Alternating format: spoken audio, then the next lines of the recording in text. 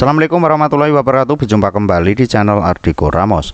Informasi terbaru kali ini terkait dengan informasi terbaru untuk sahabat-sahabat P3K tahap kedua. Terkait dengan pengumuman setelah dimulai tanggal 16 dan 17 belum ada informasi. Hari ini sudah ada beberapa informasi pengumuman hasil seleksi P3K tahap kedua. Lalu bagaimana untuk informasi terbarunya? Berikut untuk ulasan lengkapnya. Info terbaru pengumuman kelulusan P3K tahap kedua mundur. Saya yakin informasi yang disampaikan ini memang untuk kemundurannya memang tidak ya sahabat-sahabat sebetulnya.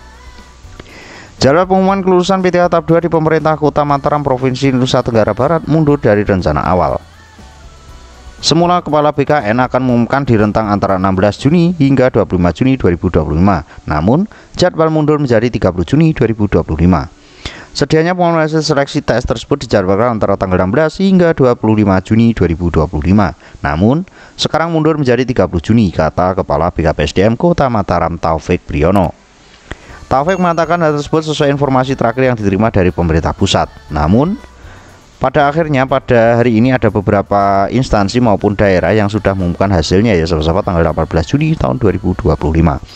Dia juga mengaku tidak tahu apa alasan pemunduran jadwal pengumuman kelulusan P3K tahap 2 di daerahnya. Berdasarkan data BKPSDM Kota Mataram, sebanyak 1.872 pelamar P3K tahap kedua memperebutkan 30 formasi yang merupakan sisa formasi seleksi tahap 1. Sebanyak 30 formasi itu terdiri atas formasi tenaga kesehatan dan tenaga pendidik sebanyak 29, serta satu formasi tenaga teknis di Dinas Pertanian.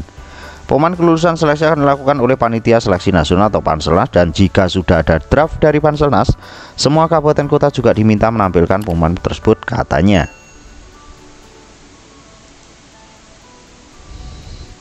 Terkait peserta tes P3K tahap 1 dan tahap 2 yang tidak lulus, Taufik mengatakan juga akan dilakukan pengangkatan sebagai P3K paruh waktu.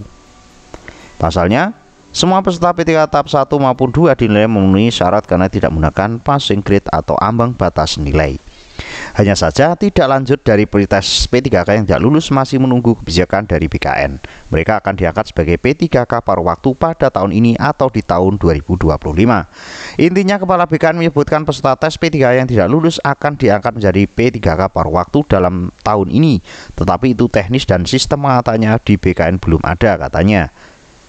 Jika tidak memungkinkan, gaji pegawai paruh waktu bisa dibayar seperti yang diterima saat ini, katanya.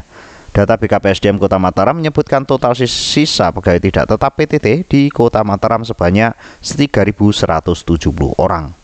Jadi bisa digarisbawahi ya sahabat-sahabat, ada beberapa informasi penting bahwasanya untuk seleksi P3K tahap kedua pengumumannya diundur tanggal 30 Juni tahun 2025.